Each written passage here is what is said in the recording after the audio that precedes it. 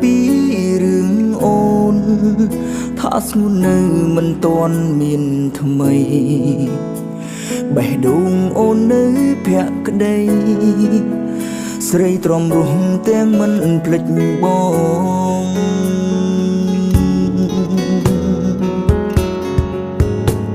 គេថាអូននៅដូចមុននៅទន់ភ្លន់ដូចគ្រាកន្លង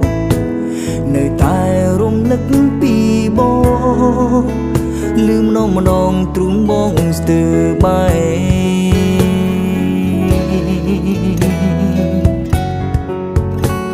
ចង់វិលទៅរកអូនណាអតីតសង្សារចាំងបងអើយតែយើងចប់យូរណាស់ហើយបកក្រោយមិនបានឡើយថ្លៃ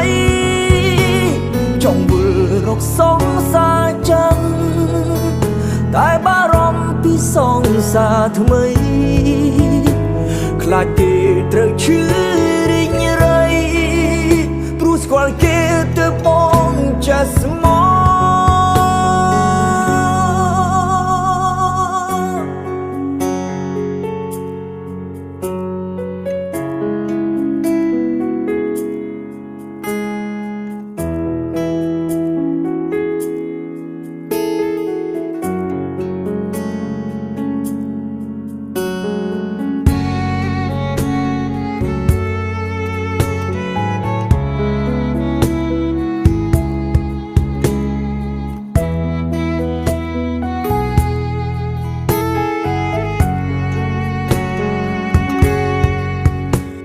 ឮគេប្រាប់ពី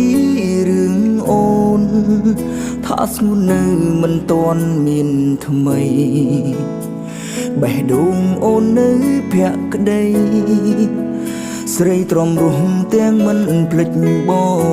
ង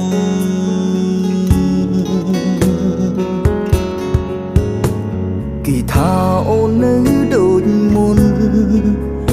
នៅទន់ភ្លន់ដូចគ្រាកន្លងនៅតែរំលឹកពីបងលឺម្ដងម្ដងទ្រូងបងស្ទើរបែ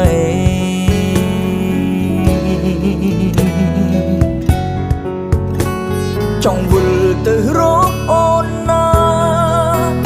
អតីតសង្សារចាំងបងអើយតែយើងចប់យូរណាស់ហើយបកក្រោយមិនបានឡើយថ្លៃចង់វិលរកសង្សារចាំងតែបារម្ភពីសង្សារថ្មីខ្លាចគេត្រូវឈឺរីងរៃព្រោះស្គាល់គេទៅបងចេះស្មោ